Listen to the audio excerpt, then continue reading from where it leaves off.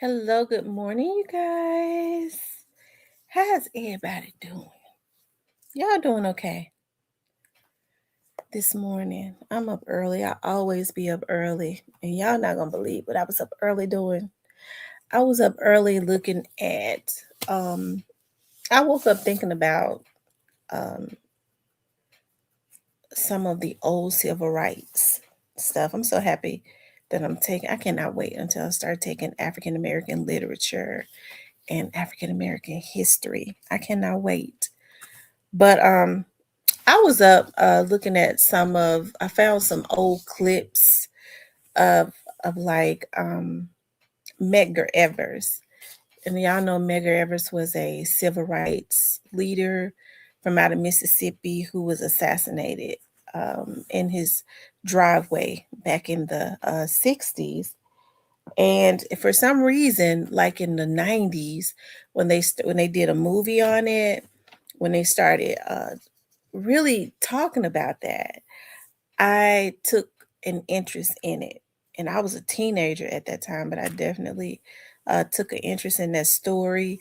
I read the book on the man who actually assassinated him. And I read that book that the Klansman that actually assassinated him nephew had written. He did a biography on his life, and that was Byron DeLay Beckwith on how him being in the clans, how racist he was. He ended up assassinating and bragged about it, and they would not bring in the charges against him. They didn't convict him actually, but charges was actually brought against him probably in like 2000. Okay, 1990, in the late 90s, there was actually some justice. And I was looking at that, and I get to thinking about, that all that our leaders went to through then, and I get to looking at like what it is that we're going through now. And just looking at the history of what our people went through and the state that we are in now. I mean, more people need to talk about it, okay? Because it's real sad when you see men and women brazenly um, sitting up, just bragging about, killing each other and setting each other up. And it comes in our community, and it's almost like you're looked at as a hero if you do that. You're looked at as a hero if you're setting up somebody, if in our community, if you're killing somebody. And that's got to stop. I was thinking about um a situation I was listening to on yesterday, and how a young lady was just sitting up bragging about, okay, um, assaulting this person. And it's almost like she didn't understand, even sitting there in the face of the judge. She didn't understand. That's why I know it's these young folks got to be taught something differently. They ain't being taught right. She didn't understand, even sitting in the face of the judge, that you cannot assault somebody just because, you know, um, hey, they say something to you. They walk into a clothing store. You all have been into it before, and you walk into a you see each other in a clothing store, and she looking crazy. She want to say crazy stuff all up under her breath, you know, uh, like we was scared or something. You can't just assault somebody for that. That's no reason for. And the sad thing about it is, because nobody would ever come in court and say that to a judge. But the sad thing about it is they don't know that. These girls are 18, 19. They don't know that. You can't assault somebody just because they look at you crazy. Okay? Needless to say, what could have probably been something minor, the judge made an example out of them. Okay? And I don't believe that anybody, and some of these girls think this stuff is cute. They think this stuff think it's cute because they're not being taught any better. Okay. Um, and so I think about like what our ancestors, like Medgar Evers, went through then. What a lot of them went through, because it was a lot more than Dr. King. I do believe that Medgar Evers came before Dr. King. Okay, and just looking at them out there marching and all of that, and working in danger. And I get to thinking about, like, when I read that book back in the 90s, because my dad had gotten me so interested in like Black history. And I remember reading in that book when Byron DeLay Beckwith, that's the racist and the Klansman that killed Medgar Evers, they was talking about in those days, like, when how Black people had so much fear as it relates to Caucasians. And I'm not talking about this to create an energy for white people, because today's white people didn't do this. Okay. So you got to be stupid to even try and take that out on them. That's not what I'm doing. But we have to remember our history, because they want to erase it, right? That's why when I was talking to my advisor, and she was like, "Well, you got to have another history." I said, "I want African American history." She said, "Got to have another history. You got to have another literature." I waited too long, because I'm gonna tell you something. If you only got a few hours, let me say this before I get into that. If you only got a few hours, you need to get your degree. What you need to do is go on to do it, because as the years go on, they start adding stuff that you need to graduate. Okay. They start adding stuff. Some of the classes that I took no longer were you know, it no longer relates to the degree, so it's just something that you take. So if you just need a few hours, get your degree, child, because I'm taking some classes that I probably shouldn't have even needed, because and when I first started school, you only needed one history. Okay. You only needed one history, you only needed one literature. Now you got to have almost two or three of everything, right? And so, anyways, back to what I was saying.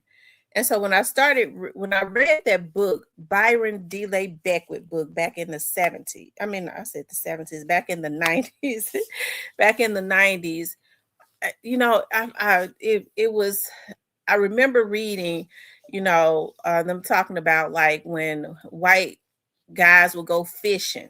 Okay. If they would go fishing, they would go fishing. And if they stayed out too late, they would just stop by any black person's house, any black person's house, and make them clean the fish. They could stop by any black person's house back then and make them clean the fish and make them cook the fish for them. Okay? Just stop. Randomly stop. This is what our ancestors have gone through. And to get these damn cuckabug kids, okay, to gather, that's one of the reasons why when people say, well, you talk about dog, first of all, I talk about what I want to talk about. Number one, Young Dolph's case represents so much more. I mean, I guess because it's been happening, but I guess because there's been a lot of focus on it. And then I've had the opportunity really to pay real close attention to the Young Dolph situation. And I'm not saying that Young Dolph was perfect, because none of us are perfect, but surely they didn't have any reason to kill him. That's number one. Number two, the idea, because I'm a go-getter and I'm a hard worker. And the idea that people would sit in rooms that look like him, okay, and plot against him because of his greatness. This is the type of stuff that's going on. Which is no different than really what they was doing back then, right? You know, back in the back in the which is what happened, like, in the 1920s when they did the Black Wall Street.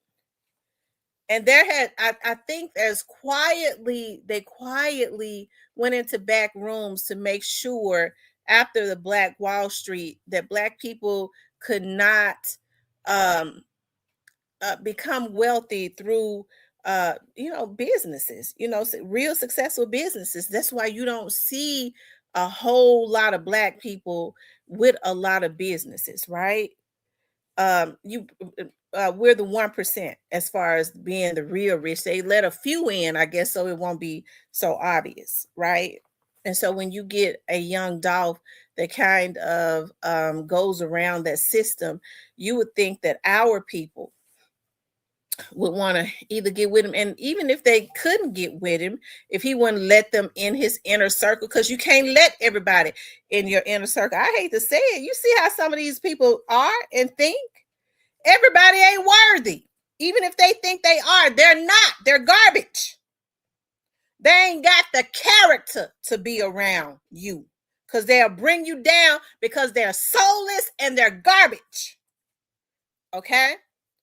And so even if he didn't let them around him, they could have, if they had any kind of right in them, if they had any kind of get up and go about himself, hey, they could have said, hey, it ain't cool. I don't think he won't let us in. He won't sign straight drop or whatever, in which he ain't got to sign him. I wouldn't have signed him either.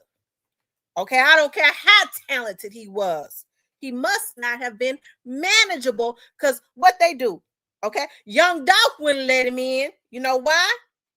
Because of how they had him out there in the street. He thought it was okay to just go take hits and kill somebody. But the people who ultimately gassed him up, right? The people who ultimately gassed him up, they hurt him worse than young Dolph ever could have. Okay?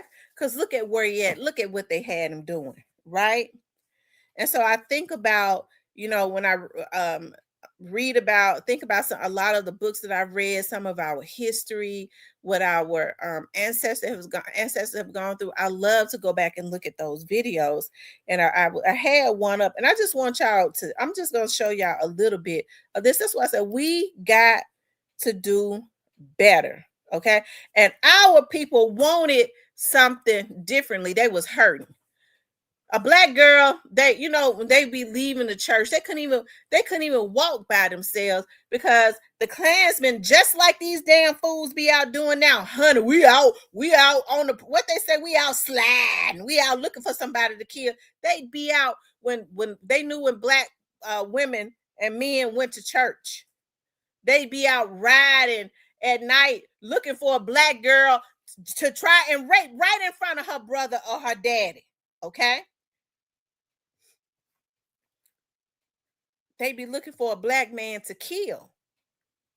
So I agree with Colt Figure when he say the black face Ku Klux Klan. It's got to change, okay? But this is the type of stuff that I like to look at. Medgar Evers, the NAACP secretary for Jackson, Mississippi, organizes boycotts of shops that... Now, this man worked. He had a very young family, had just married his young wife, had about 3 kids. He would leave work and then get out there with signs, okay, and walk. And look at him. He dressed up just as nice.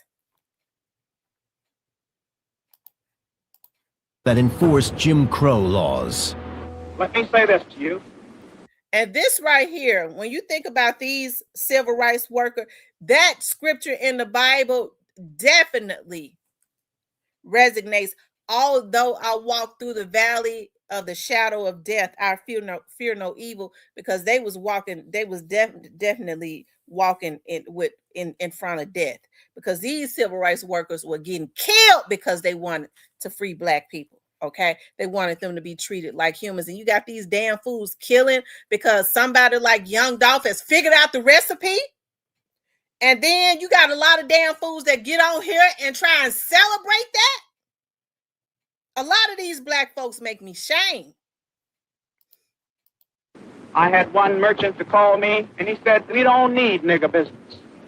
So let us not trade at these stores. Let's let the merchants down on Capitol Street feel the economic pinch.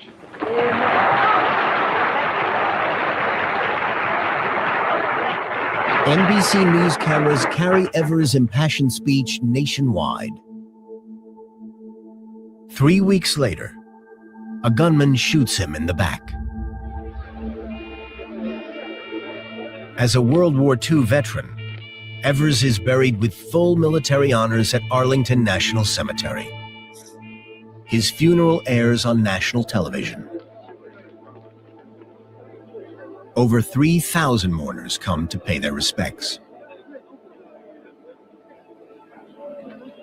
His brother Charles, a fellow activist, comforts his distraught widow Merle and their 2 young children Daryl and Rena. At the time Medgar Evers left his wife behind, she was 19 years old. I read that. Or she was 19, rather, when he married her. And she said even though it was hard out there, he had always taken care of her from the time that he married her. Okay. So it was devastating. This was a Black man that sacrificed his own life from down there in Jackson, Mississippi, for a lot of these damn fools right now that's killing other Black men, that's taking care of their families. The white folks ain't got to do it no more. Okay.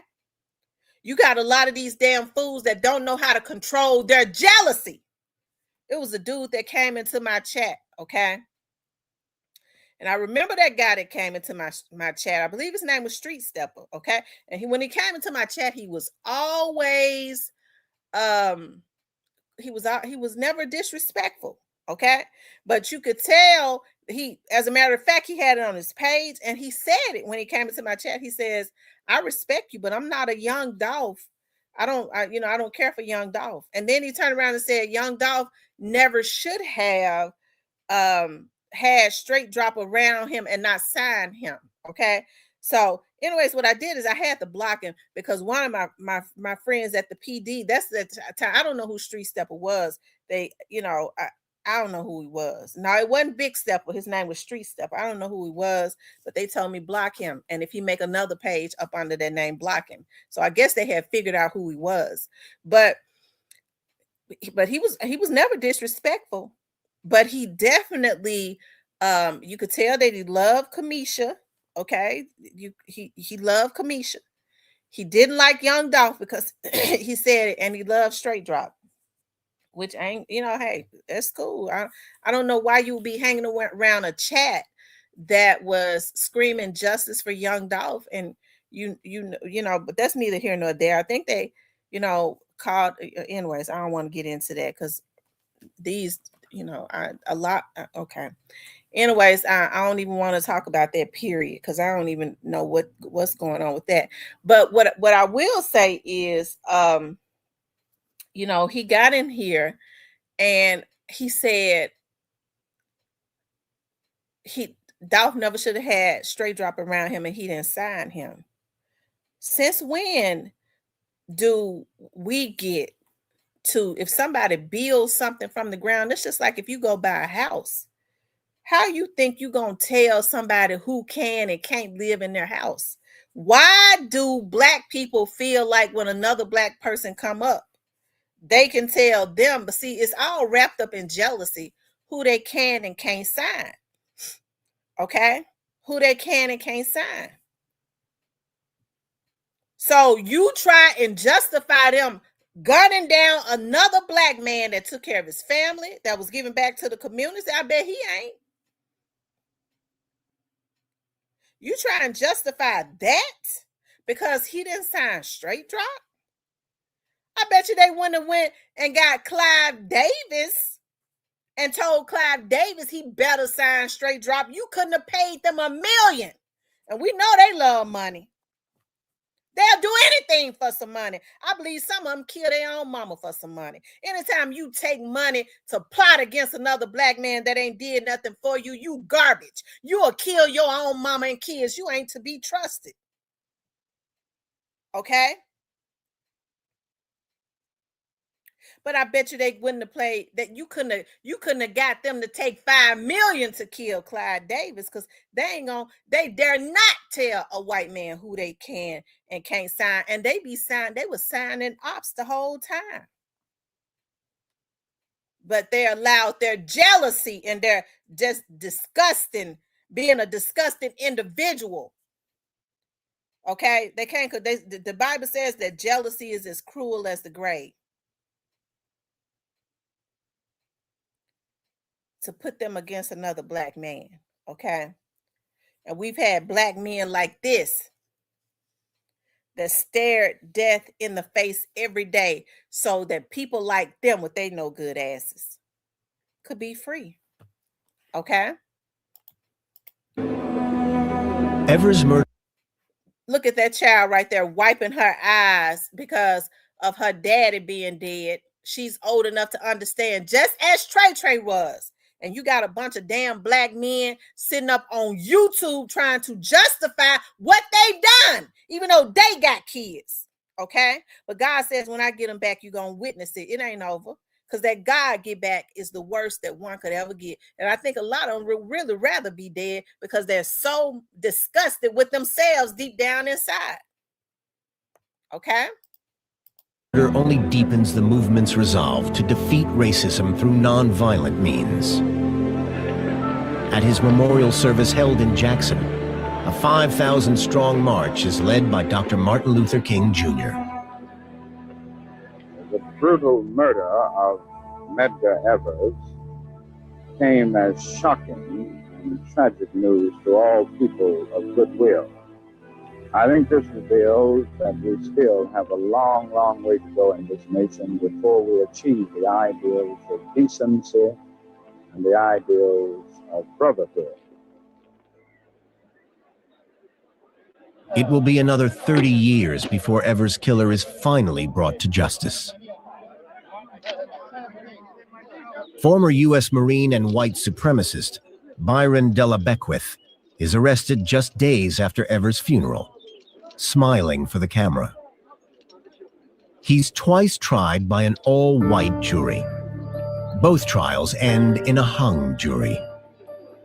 It's not until 1994 that he's eventually found guilty.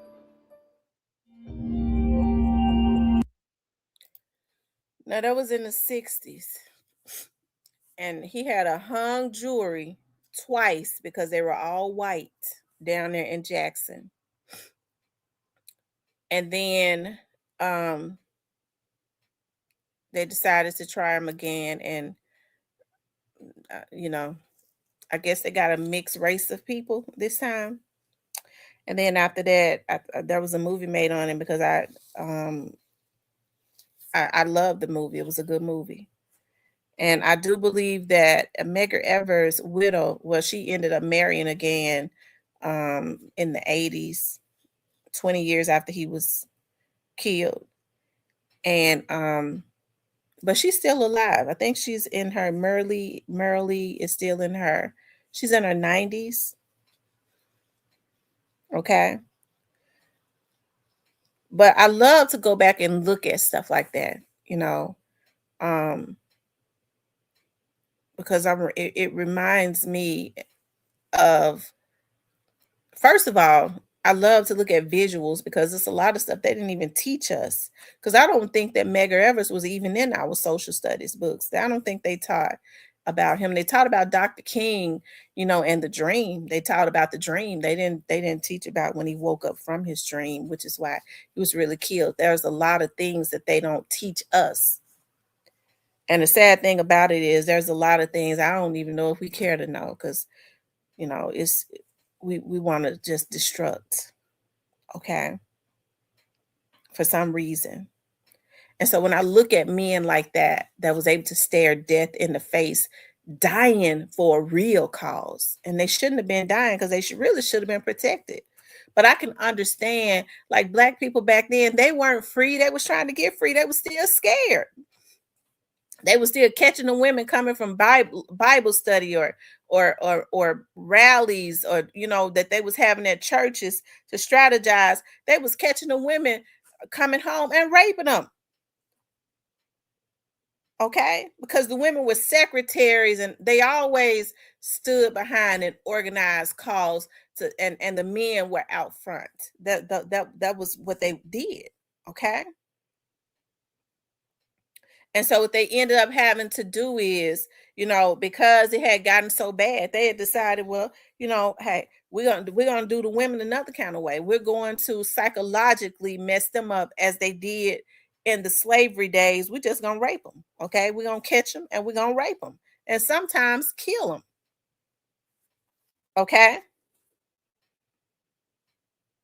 And so it had gotten to a point where the women could not even go to church, or they could at nighttime after they got home from work, if they was working somewhere, without having a group of men that was on patrol, a group of black men, to protect them. Now, what's going on? The black woman is the most underprotected. You even got black men now, able-bodied black men, that want to lay up on her. Okay, they want to sit their sorry asses up and lay up on her instead of working and protecting her and taking care of her. A good black woman, they go choose a hoe and get mad and want to destroy and hurt somebody's good daughter because they chose wrong. They ain't got no spirit of discernment. Okay, as a matter of fact, it's so bad that you could go and look up some of the videos. Okay, it's probably on YouTube, where in the subway, and there have been a few times in the subway in New York, okay, where black women have been made to do certain things, assaulted, and people just walk right past them, didn't try to stop it or nothing. Black women are the most underprotected, and you got a lot of black men that want to use them and need them, but don't want to take care of them and protect them. They got to pay for that too. Okay. And I'm gonna tell you what I think is so sick, that you have other black women, and that's why I say, ladies, we got to do better. We have other black women that are so hurt and so messed up in the brain. They need some help. That because they've gone through hell, they join on with these men to try to launch some type of attack on another woman. You couldn't pay me to do it. But of course, I'm sane. I'm not a jealous hearted person. You can't pay me to do it. Okay.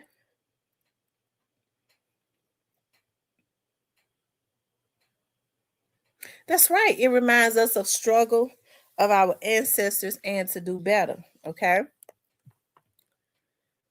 And so when I got up and I was looking at that this morning,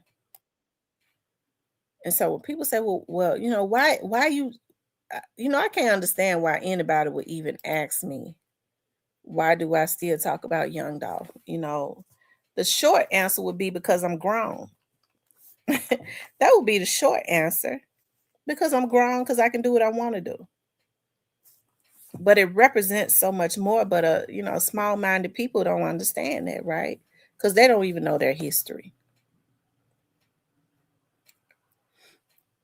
Somebody that actually was killed, okay, just because of jealousy. You got it, and you won't let me get none of it, and I'm gonna kill you and take you from what you done work for. That's the reason why attention has to be brought to stuff like this, so that, when they sold this, they ain't got no shame. Okay, when they sold this, they don't. But attention has to be brought to it so something can be done about it. Because the only thing these dudes really afraid of is jail. I think they'd rather die than go to jail. And that's why they need to be in jail, when they have those types of mindsets, right? But y'all, we got to do better in our community.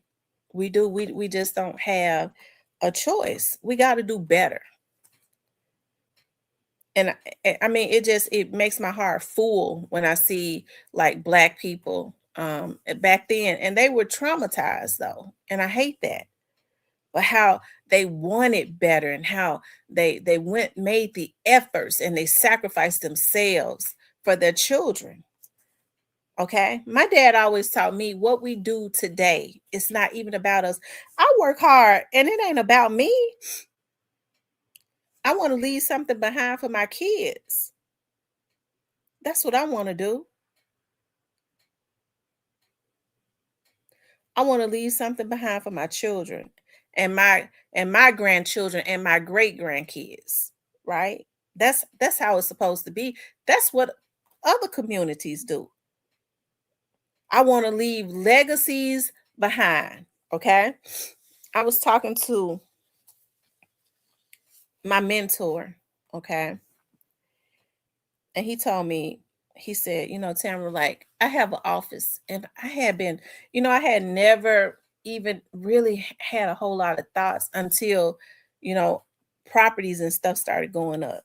Okay. Now they're starting to go back down. So y'all pay attention to that.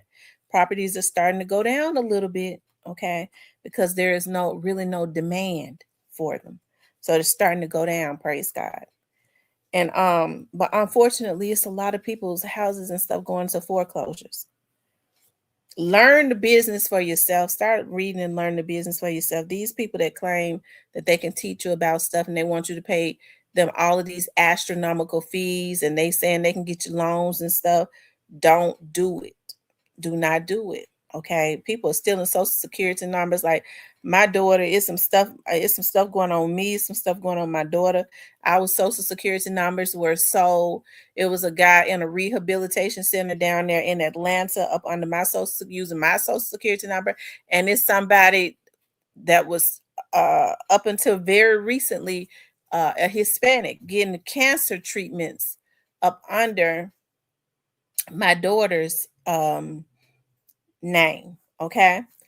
Also, make sure that because I don't know, I believe some people on YouTube was doing it too. Um, getting life insurance policies, and you all can check this. Make sure because somebody was telling me that they was pulling family trees and they was doing that so that they could to see who was dead so that they can get credit cards and stuff in your family's names. But they was also getting insurance. Now, like one of the federal agents said, why would somebody be trying to get insurance like on you or get your number to get insurance on you or your family member unless they plan on something happening, right? They have friends that have insurance companies. Y'all gonna start seeing something going on with that real soon too. A lot of these girls that's got insurance licenses. That's what I can't understand with some of these women. How can they be so damn stupid? Bitch, you don't even your ass come up out the projects, hoe. And you get your ass on YouTube and let a motherfucker that ain't never had nothing send you to federal prison and you got kids? Because that's where you going. And a lot of these men don't care nothing about no women. They like to use them. And they look for weak ones. That's why when they see one with a strong mind, they don't even know them. That's why I always say, I'm putting the police on you, nigga. That's what I'm doing. Because when they see a strong woman, they do all they can to try to attack her and to try and tear her down. Okay?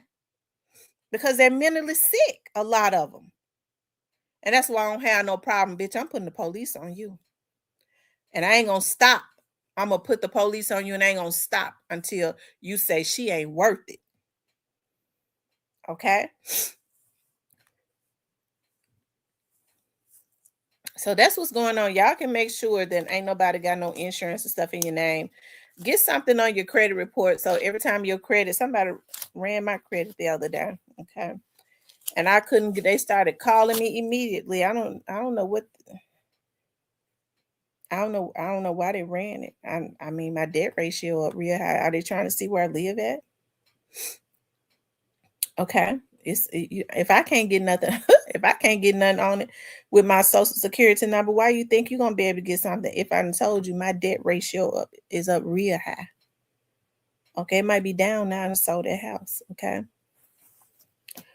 But protect yourself because it's a lot of people, all that hacking and stuff. That's why they do it, because they want to get your personal information. And I would, even if you hear about somebody that does something like that, I'm pretty sure that there have already been all types of information sent in to the FBI. Just start sending it in. And as soon as you see that somebody has tried to do anything, any type of fraud or anything, if I was you, I would go online and write in to the FBI or go to your local FBI. It's better if you go to them locally because you're able to talk to an agent, right? But yeah, that's the type of stuff that they're doing. What they're basically doing is getting your information, and you got some scammers. They get your information and they sell your information to Hispanics that don't have, or people that are illegal, and they go and get Medicare cards and all types of stuff in your name. That's why a lot of this hacking was going on, and you got black folks on here doing it. Okay. I could never in my life sit up and talk about, I got it going on, and I know I'm a damn scammer. I would be ashamed of myself. Okay, trying to come up off of the back of somebody else, trying to destroy somebody else and create that bad karma. Okay. But one thing that I can say about this Trump administration, and I know that because I worked for the feds. Okay. They've zoned in on this because they lose so much money with this scamming and stuff. They really honed in on that. That's why you see them now going back, and people who scammed and getting that loan and stuff, those loans and those government loans and stuff. I mean, that's just scratching the surface. They going way deeper than that. You're not going to they focus in on people that think that they're going to defraud the government because of how much money that they lose. So if you're a scammer, this would be a good time to get out if you can. Okay. But you know what they say, your sins will find you out. One thing I do know, when they get talking about, the feds would have been doing this, they be watching folks for years. Okay. Everybody know that. That's a career criminal. They watch them for years. For years. Okay. Anyways, y'all. Yeah. I know that was loaded. Y'all know I be having a whole lot of stuff going through my head, but um I was looking at that. Like I said, we gotta do better, you know. Um I think that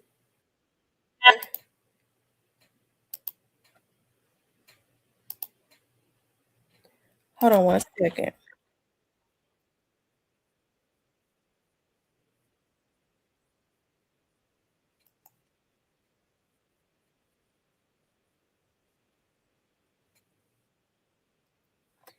So they did a little short stint on Medgar Civil Evers' rights wife leader Medgar a Evers was couple gunned years down in ago. front of his Mississippi home, just a few feet away from his wife and 3 young children. Evers helped lead the fight to register black voters and boycott whites-only businesses in the deeply And you are registering to vote, make sure you're registered to vote, especially if you're around the Memphis and Shelby counties area.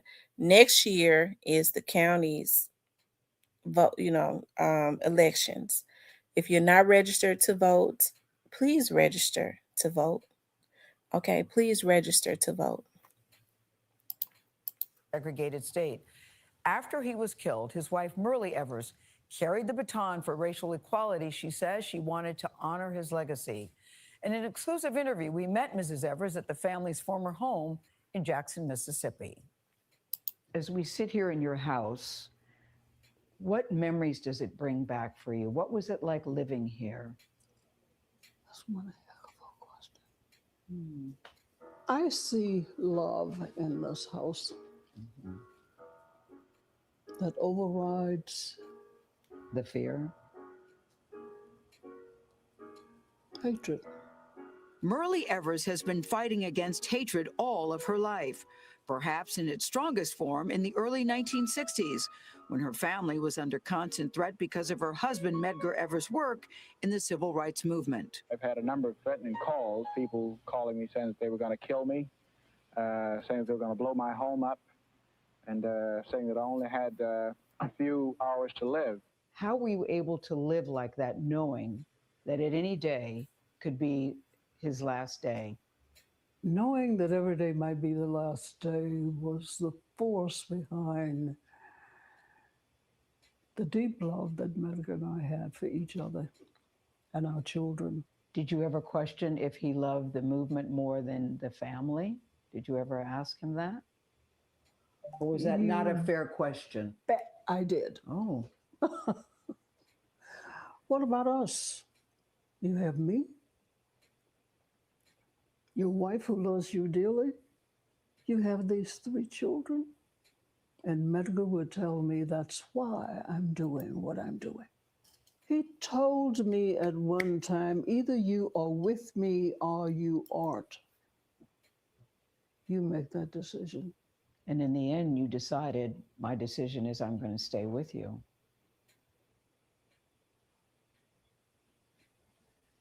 My decision was,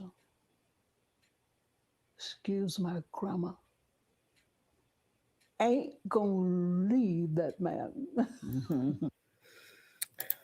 I love that. Now you hear that black woman, she questioned her husband who was a part of the civil rights movement.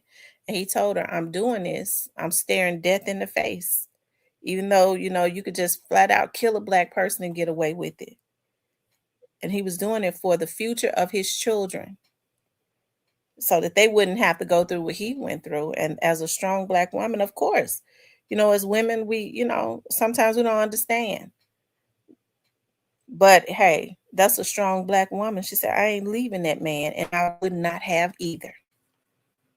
I would not have either. They was throwing those Molotov cocktails or whatever you call in windows and setting houses on fire of black men that not only that was leading the branches of the civil rights movement, but they was doing it to black men who was industrial, if I'm saying that right, who were starting successful businesses. Okay. That was happening back then. That's why I can't understand how these black men now killing black men that are being successful. That's what the Klansmen were doing back then. If they had successful businesses, they would warn them, you better shut it down because all the business is for the white folks. Okay. They dare not shut it down if they was brave enough not to shut it down because they was getting all the business from the black people. They would kill them. They would set their houses on fire. They would throw stuff in their windows, set their houses on fire, right? Or the black man who started the business would go missing. Okay. So a lot of what the Klansmen were doing back then to black men that dared to be great, you see black people doing it now. They've taken the place of the Ku Klux Klan in their very own community. And you have people like Medgar Evers who died so that for our race, and people like Miss Marilee Evers who were young widows and mothers who was forced to be single mothers because her husband wanted a better future for his children and our whole community. Okay. Medgar and Murley met when they were both attending Alcorn A&M College in 1950. They got married in 1951, and 3 years later they moved to Jackson, Mississippi, where Medgar would become the state's first NAACP field secretary. It was that position that ultimately made him a target. Medgar Evers, 37 years old, killed from ambush on Wednesday, June 12, 1963. A single bullet ended his life. There was the love of my life and my children's father.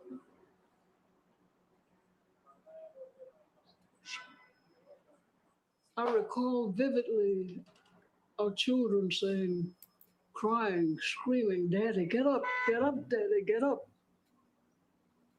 And of course, there were my screams. And trying to help him and remembering that Medgar and I had talked about that scene so many times. During that time, you seemed to be so gracious. Is that what you were really feeling at the time? What a beautiful front that was. Because beneath it was this determination to make them pay. But here was your husband preaching against hatred. Did you find yourself feeling hatred yourself in this moment? As negative as it is, that's what kept me going. Who was your hatred directed to or at? I would have to say it was initially directed to everyone whose skin color was not the same as mine. Okay. And that just came from trauma. Because she understood at that time, even at that time, all white people, because there was some that secretly helped them because they didn't believe in that. There were a few, right, that actually secretly helped the movement. And so that's why I say we can't judge people based on their race. We got to judge people based on their character. Right? This right here, me talking about this is not to start a movement on hating white people. That would be absolutely crazy. I don't see white people killing black people every day. I see black people killing black people every single day. Okay? But this right here is to remind. This is why I love looking at these. It's a reminder. Like, we weren't born back then, but look at how far removed we are from this. A lot of people don't even know who Medgar Evers is. This man lost his life. Okay? This man lost his life because he too wanted a better future for himself. Okay? And his children. And when she said her children ran outside and saw their father and was screaming, "Daddy, get up, Daddy, get up." They saw their daddy dead, a man that had taken care of them and loved them, and this is only because we all can, reference this because we've all been here because of the Young Dolph situation. We've seen the sadness in Young Dolph's son's eyes because his daddy was a constant presence in his life. And no man, unless he's soulless and pathetic and garbage, could ever look at what happened to that man, look at the sadness in his son's eyes, and celebrate his death unless they come from the pits of hell and they need to go back. Okay? Might be ugly, but that's the way I felt. Mm-hmm. I was determined to see whomever was responsible for my husband's death would pay. Mm-hmm. That ugly period of hating actually saved me. It saved me in the sense that I could retreat in my room or my bed someplace and plan destruction. That seemed to relieve me of. Now, through the years, she made activism a part of her life. She became an activist. She was very vocal with it. Who do we see as a modern day person that's doing this? I don't know why I'm referencing Young Dolph so much, but we see what Mia J does now. She's become somewhat like an activist because of her pain. She's trying to birth her pain into purpose, right?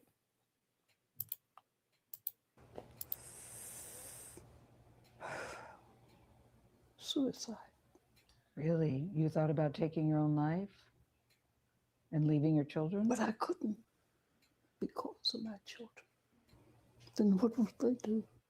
Murley and Medgar's children were 9, 8, and 3 years old when their father was killed. We asked their daughter, Rena, to join us in their old dining room to watch an interview that her mother gave to CBS News just one day after she lost her husband.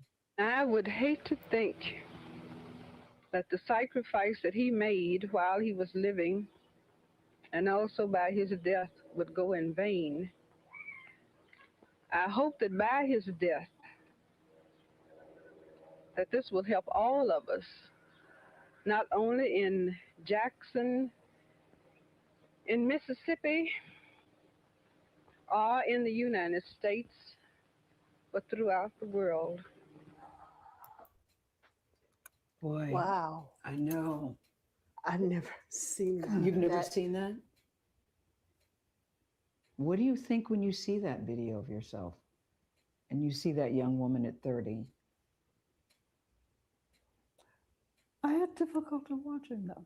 Did you? Yes. Because I see something in that woman that I didn't realize was there. Which was? A strength. I also see determination. Just by the eloquence of your words and by the poignancy to address the world and not just Mississippi, and to hear these words come back again today. Wow, that's so awesome. I have to pause it because y'all know how I get. I get emotional. Like that's why I love looking at stuff like this. Like the strength of those people after, our ancestors, like back then. And they went through way worse, having to ride the back of the bus. And as I said, Black people being so afraid of racist white men, they could go fishing. They didn't feel like cleaning their fish. They could stop by any Black person's house and make them clean their fish and cook their fish for them if they wanted to eat before they made it home or whatever, or just what our ancestors have gone through, and our people are so lost now, and ain't nothing changed as it relates to Black men being, you know, um, God making them awesome because they are. I think that's why Black men have been a target. It is when I speak from a place of disappointment. When you look at, I like to reference. See, they don't want to really show you a Medgar Evers like that. They talk about him in passing, but they'll never show a whole lot of that because they don't ever want Black men to have anything to reference.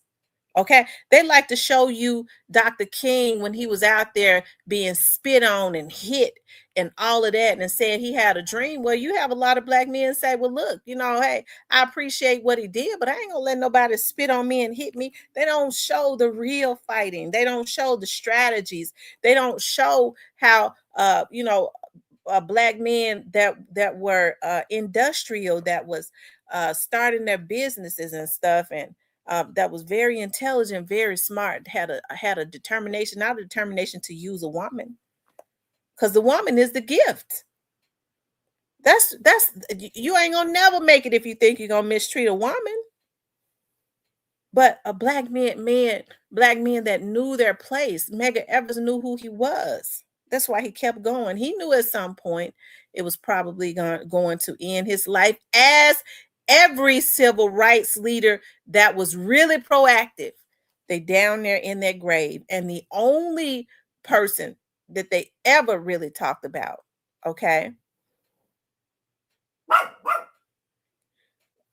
was they didn't really start talking about Malcolm X until Spike Lee decided to do a movie on him. And let's be real about it. We didn't really know who Malcolm X was, our generation. He's not in our history books until Spike Lee did. Okay. Until Spike Lee did a movie on him. And so they don't want Black men to reference, have anything to reference. Okay. They don't ever want. That's why, when people, when I think about when my father decided to do the Cornelia Crenshaw Foundation, okay. And one of the reasons I took an interest in Cornelia Crenshaw is because she lived right over there on Vance Street. And she was a civil rights activist, and they minimized her to nothing. So when they did the monuments downtown, my dad got out and fought and made sure they put her name down there on the monument, because it was Miss Crenshaw, a woman. Every time Dr. King came to Memphis, she organized that, and he stayed right at her house for the sanitation workers. It was her. It was her that drove him around. It was Miss Crenshaw who went without lights. Miss Crenshaw said, well, right in Memphis, and a lot of Memphians don't know that, because they don't ever want Black women to have another Black woman to reference that was strong and kept her clothes on, that spoke well, that was sure about herself, that was a lady. But she was a fighter, but she fought for the right things, not a man. She fought for freedom, for righteousness. And so Miss Crenshaw said, every month, poor Black people in Memphis, their lights and their water is out, and it ain't right. The citizens own Memphis Light, Gas, and Water. So she got a group of people together, and she started picketing Memphis Light, Gas, and Water and the politicians. She was down at the meetings, at the city council meetings, every time that they had a meeting. And Willie Harrington, who, remember Miss Crenshaw, can vouch for this, because when my dad interviewed him, he said she was brave. She would go with him. He said she was strong. She was one of the bravest women that I knew, one of the only women I knew that put me in my place, and she did it tastefully and tactfully. Okay. And Miss Crenshaw kept fighting until Memphis Light, Gas, and Water came up with a plan. Okay. That because Black people, poor Black people, women and men and children was sitting in the dark without water because they was poor, they didn't have any money to pay their light bill. She's the reason that they came up with the payment plan. One Black woman in Memphis that fought her behind off, and they tried to minimize her. That's why when my daddy started putting up billboards all over Memphis, you had G.E. Patterson's wife, Sister Louise, called my daddy. All of those older women that had remembered Miss Crenshaw and said, Rick, we so glad you're doing that. I remember Miss Crenshaw. Miss Crenshaw got out there and fight, and she got other people together, and it's because of her. See, people think, well, it's just a prayer. Hey, when I don't have the money to pay my light bill, I pay partial. We've all had to pay partial. But it wasn't like that in the early 80s and stuff. If you didn't have all of your money, you was just gonna sit in the dark and wasn't gonna have no water. Okay? But it was mainly happening to poor Black people, and you had a Black woman. Okay? She worked for Memphis Housing Authority, so she had money, that got out and fought for Black people. We don't know our history. That's the reason why we're able to do each other like we do each other. Okay? You ain't got to be jealous of nobody. Hell, jealousy is just an emotion that says, this person got something that I can't have. You can have it if you want it, but you gotta, I tell people all the time, in order to do what I do, you got to do what I do. In order to do what Beyonce do and to have what she have, you got to do what she do. Okay? You can't have the gifts without the works. So if you're willing to do it, you can have it. Okay? But a lot of people want the gifts, but they don't want to do the work. And so it sparks an emotion of jealousy that most people, and we're seeing mental illness is prevalent now. They can't control it. Because the first thing that comes to a person's mind now when they get mad at you, I'm going to kill that bitch ass nigga. Why? It ain't you ain't did nothing but had an argument with him. He think look at he think he better than everybody else anyway. That nigga don't need to be around us anyway. At the core of it is jealousy coupled with mental illness. Okay? So that's why I say, y'all, we got to do better.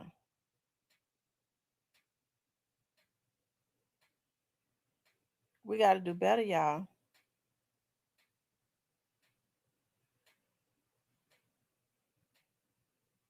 We ain't got no choice.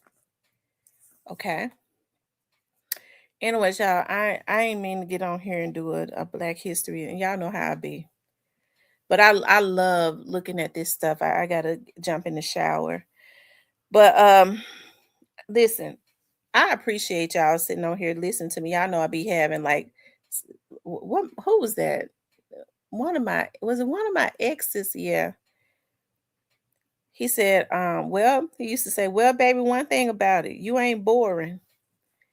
He said, I guess that's why I stay with you. You keep me, you keep me wondering what you're gonna do next because you have about 7 or 8 different emotions in a span of 10 minutes. He said, you have about 7 or 8 emotions in a span of 10 minutes. He said, you breaks records. He was trying to call me kooky, but whatever. Okay. That ain't why I stayed. Okay. That ain't why I stayed. I can tell you that. Anyway, y'all, listen, I appreciate you all tuning in. I'm joking, y'all. I appreciate you all tuning in. As always, I be hating to get off of here when I talk about Black history. I do. I be hating to get off because I love it so much. Like when I don't come on, I was intending to come on last night and I got caught up in looking at something on YouTube. I found some more videos where when they have audio and pictures of when a lot of the slaves in the South were first freed. And I y'all know we listened to some of that before and I found some more and I love to hear that audio of what they went through and what it was like, different slaves that had been freed, just being able to hear their voices and stuff and listening to they experience this and to find those audios, those old audios, and now they're uploading more and more of them to YouTube and stuff. Like, wow, like they were children and stuff. Some of them, they were able to get better audio from those that had gotten older that was in the 60s and stuff in the 70s and that was still living like they were free when they was children. They were still old enough to remember living on the plantations. Like, wow, oh my God, like that's so much rich history and I love to just reference it myself and to listen to it. It makes me want to go harder. It makes me want to just be better. It just it do it, I feel like I owe it to like the people that have died for us. And I know like I've never been so more focused because I was a mother real early on, and my focus was my kids and trying to figure out who I really was. I didn't really, sometimes we don't even know who we are, like until we start getting in our late 30s and stuff. And I think that's when things started because I was confused about, dog, what do I want to, what do I want? That's why when the transition of when my kids got older and they started leaving to go to college for a little while, like it was very devastating to me because I'm like, dog, who am I now? Because I know everything I did was for them. Now who am I? And that's why when I bought my house down in Mississippi, I got it big enough for them. And it was a mama, we don't want to live with you no more. That was hurtful to me. Like, dog, like everything I do is for them. I remember I was on my TV show crying, my kids. I'm supposed to be doing my show, but my feelings was hurt. But I'm so glad that my girls are independent like that. Like they have such an independent personality. They have really good jobs. They're really good with money. Like they're just awesome. And because everything I did was for them, like when they've ever called me and asked me for any money, and I'm telling you, they never really do that. With my youngest daughter, who is a penny pincher, just like, save money, just like her daddy, when she called me and said, Mom, I need to ask you for something. I need to borrow $300. I hurry up and sent my baby that $300. That was some years back. And that was some years back. I sent it to her so quick. I was like, wow, like, these girls don't really ask me for nothing, so I was just really happy. I was like, oh, my baby, I knew she had to have really needed it, right? And then I told her, you ain't even got to pay me back because I knew she needed it. But, you know, it after that, after you raise your kids and you do all of that, you go, now what? And that's why, even when I would get started with going back to school, something else would come up. Okay, I want to get this certification, I want to get that certification. And now I just feel like that's why I do so well in school. I'm so dedicated to school because I feel like I owe this to not just myself, but like our ancestors, who fought so that we could have education and all of that. It just represents so much more.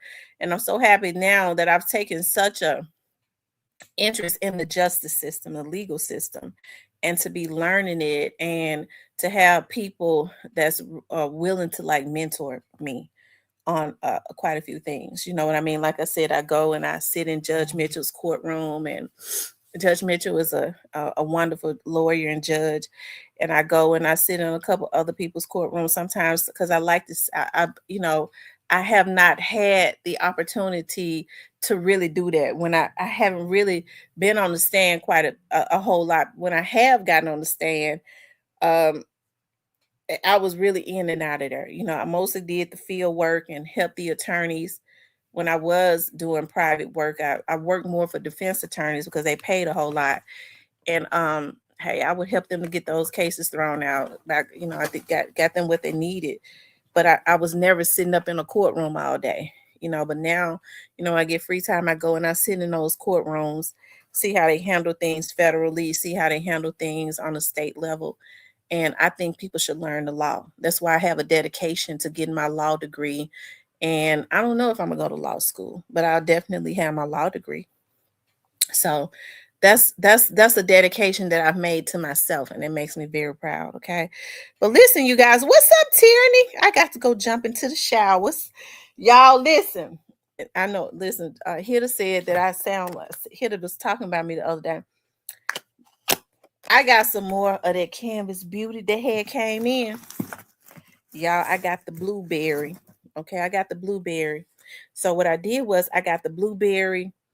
I'm getting ready to show y'all what I use. I need, okay, so I'm getting ready to show y'all. I'm gonna show y'all this right quick. I really don't like to give free promos because you need to do business with me. Should I do that? She a black business, so I ain't gonna worry about it. I'm gonna do it. Y'all know I'm a businesswoman too now. But let me show y'all. I'm gonna show y'all what I ordered so y'all can go and order it too, okay? So you be smelling all good for your man, okay? Because I'm telling you now, when I be getting in them elevators, okay, the scent is just smells so good. I'm gonna be smelling like blueberries today.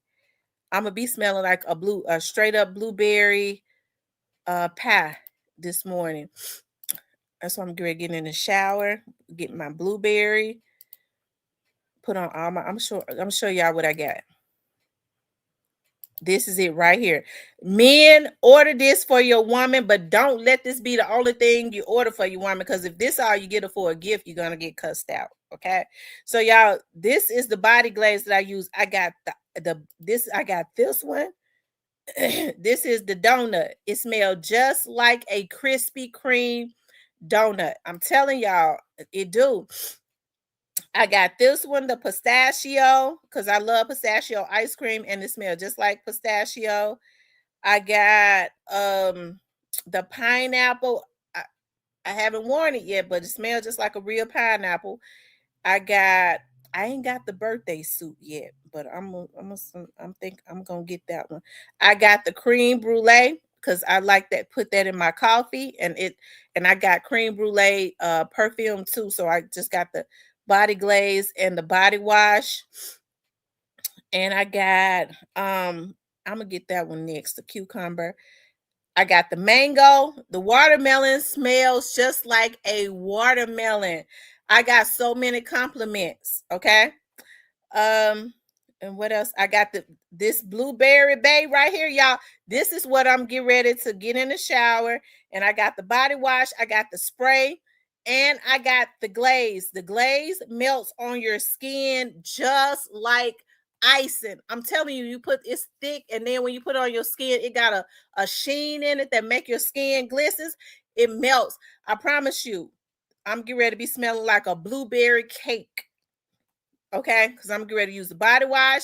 I'm gonna put on the body glaze, and I got the spray. Okay, so that's what I'm getting ready to be use this morning. I'm this one this morning, and I'm gonna show y'all which the other ones I got. I ain't got the grapefruit. I got y'all. I got this one in yesterday. Oh my God, it smells just like a sweet pear. I promise you, I cannot.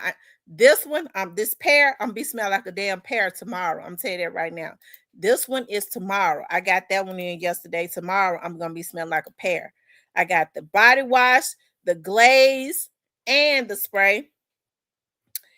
And I'm telling you, I'm getting ready to show y'all the other ones I got.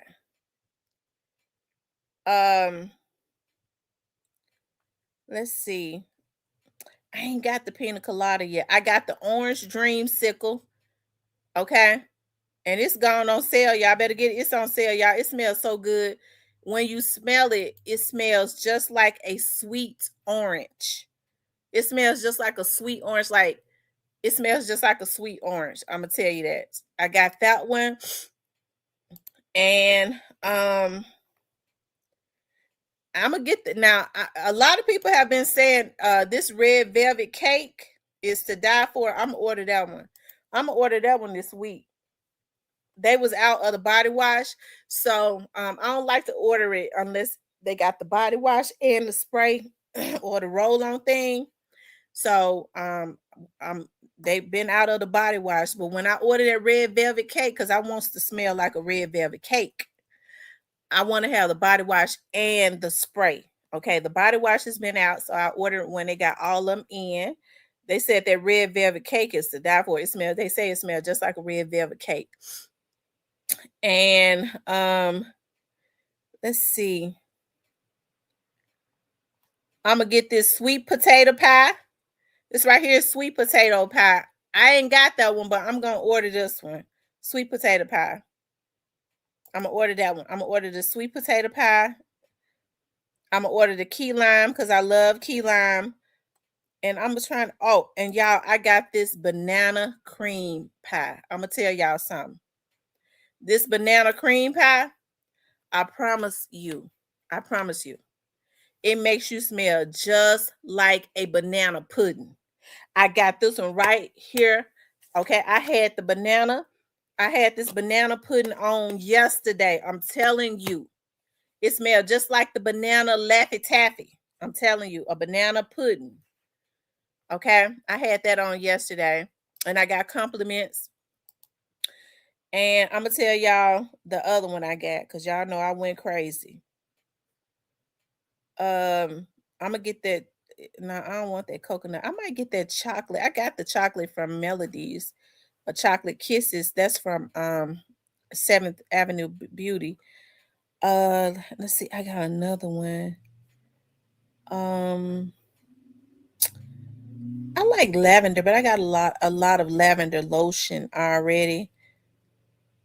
But that's pink velvet. I'm gonna get that lemon cake. I'm gonna tell you that right now. And I'm gonna get that big apple.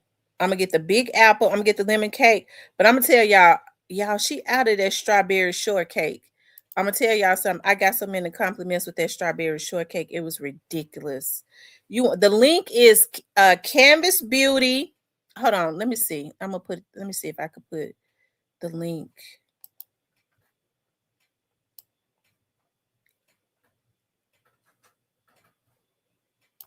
I'm gonna see if I could put the link in the chat so y'all can click on it.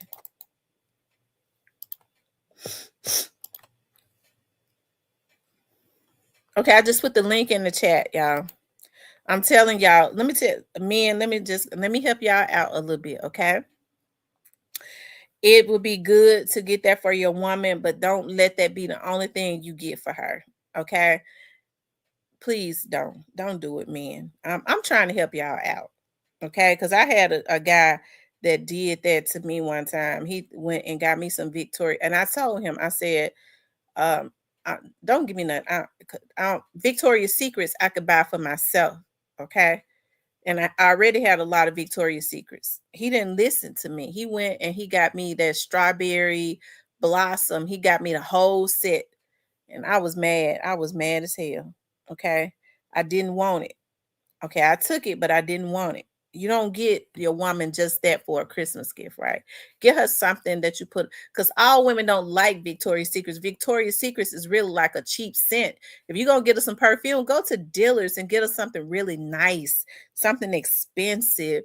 You know, don't do it like that with that Victoria's Secrets and that Bath and Body Works. That's something you buy her every day. You don't get her that for Christmas and Valentine's Day. Put thought into it. Let your woman know, look, baby, you expensive to me. Okay. Anyways, y'all, I love you all. I'll talk to you later.